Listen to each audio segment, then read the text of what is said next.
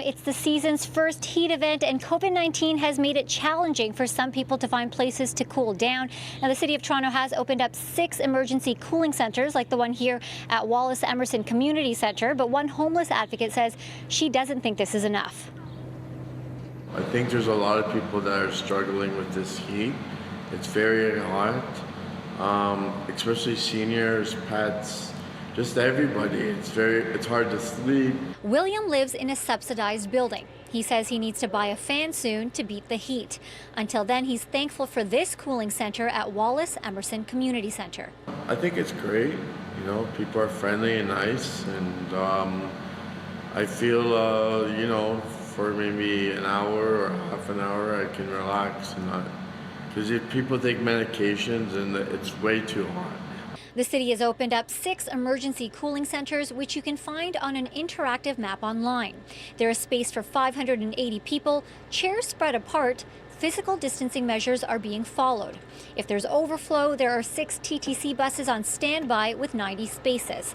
Homeless advocate Kathy Crow fears these measures aren't enough, as normally people turn to public spaces like libraries, malls, and community centers to cool down, but those are closed. Definitely not. And if I'm just talking about homeless people, we've got maybe 1,000, 1,500 people outside in encampments now. If they're wanting to go in somewhere cool, and with physical distancing, a lot of challenges. They're not providing food or example like television to watch or newspapers or board games. They do the very bare minimum, the city, when it comes to this. So it's very disappointing. At the centers, I know that they are being offered water, but is the city looking into possibly giving them food, helping in any other way? It is a place for people to go briefly to get out of the heat should their apartment, for example, or their home not have air conditioning. City of Toronto's Chief Communication Officer Brad Ross says the pandemic presents extra challenges when it comes to opening up cooling centers. Ross says safety is the #1 priority.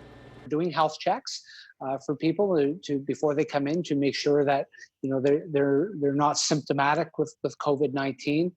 So we need to be able to staff all of those kinds of facilities. It's not just in the past we would open up a facility and people would just come in and stay cool. It's this year's first taste of heat, and while today the cooling centers we visited were relatively empty, Crow is looking into the near future when sweltering summer conditions strike. We actually do have quite a number of homeless deaths in the summer. People's heart conditions, diabetes, etc., get worsened with dehydration and with heat. So it's going to be very worrisome.